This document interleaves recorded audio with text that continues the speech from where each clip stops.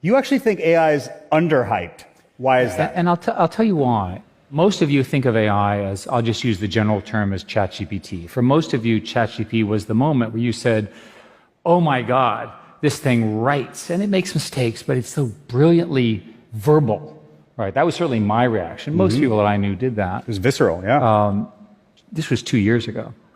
Since then, the gains in what is called reinforcement learning, which is what AlphaGo helped invent and so forth, allow us to do planning.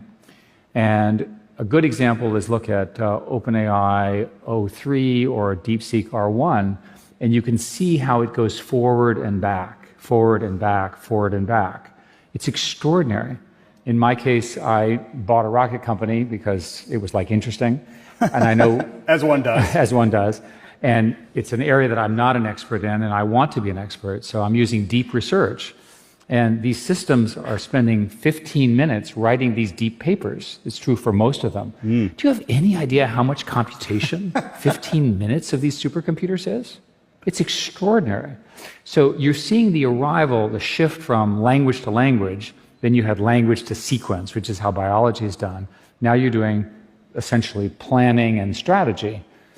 The eventual state of this is the computers running all business processes, right? So you have an agent to do this, an agent to do this, an agent to do this, an agent to do this, and you concatenate them together, and they speak language among each other. So when I look at this future, I want to be clear that the arrival of this intelligence, both at the AI level, the AGI, which is general intelligence, and then superintelligence, is the most important thing that's going to happen in about 500 years, maybe 1,000 years in human society, and it's happening in our lifetime. So don't screw it up.